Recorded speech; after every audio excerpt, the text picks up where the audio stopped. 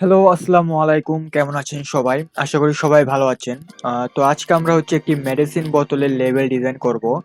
তো আপনার স্ক্রিনে যে মেডিসিন বোতলের লেবেলটি দেখতে পাচ্ছেন, আজকের মতো এই ডিজাইনটি আমরা করব। তো ভিডিওটি শুরু থেকে শেষ পর্যন্ত দেখবেন। আশা করি ভিডিওটি আপনাদের ভালো লাগবে। তো চলুন আজকের ভিডিওটি শুরু করা যাক।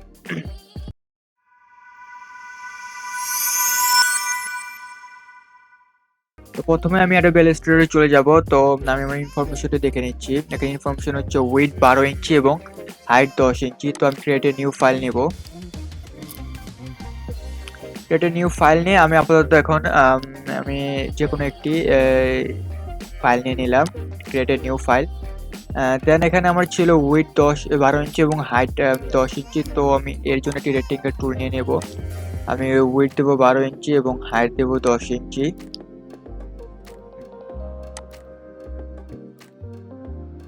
দেন আমি এটাকে এদিকে নিয়ে আসবো।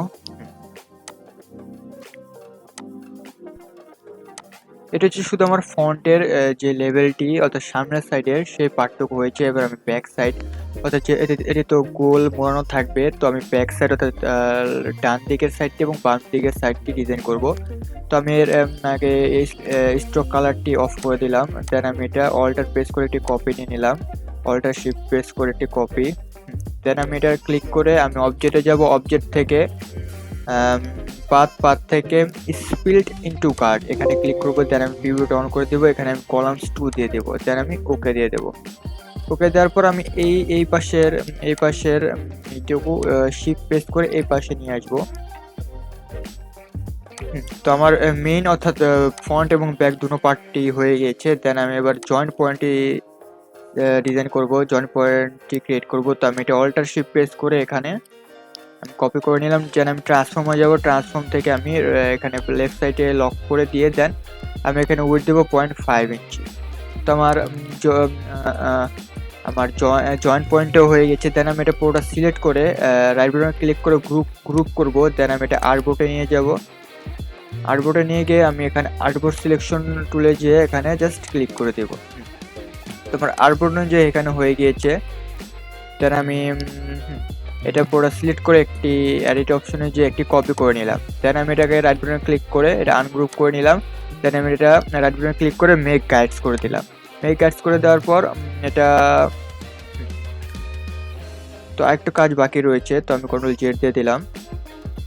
দেন আমি এখানে এডিট অপশনে যাব, এডিট অপশনে যে অবজেক্টে যাব, অবজেক্ট থেকে পাথে যাব, পাথ থেকে অফসেট পাথে যাব। আমার তো সেফটি এরিয়া দিতে হবে, সো আমি এখানে -0.25 দেবো আমার সেফটি এরিয়া।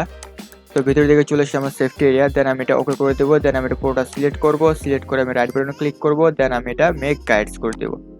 তো আমার মেক গাইডস হয়ে গেছে। তো আমি এই লেয়ারের নাম দেবো হচ্ছে গাইডস, GUIDES গাইডস। দেন আমি ক্রিয়েট এ নিউ লেয়ার দেবো, create a new layer. Then এই লেয়ারটার নাম দেবো আমি ডিজাইন। আমি যে যে ডিজাইন দিয়ে আমি এটাকে ডিজাইন দিলাম। দেন আমি এটা নিচে নিচে নিয়ে আসবো।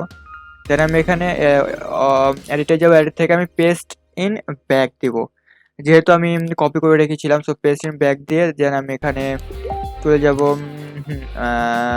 প্যাথফাইন্ডারে যে আমি ইউনাইট করে দেব। তো দেন আমার তো গাইডস এটা রয়েছে আমার গাইডস। তো গাইডস আমি লক করে দিলাম। দেন এটা রয়েছে আমার পাথ অর্থাৎ ব্যাকগ্রাউন্ড। তো এবার ডিজাইনটি আমি করবো এর ওপর। তো একটা আমি ব্যাকগ্রাউন্ডে একটি মিউজিক দিয়ে দেবো, আপনারা ডিজাইনটি দেখে নিন।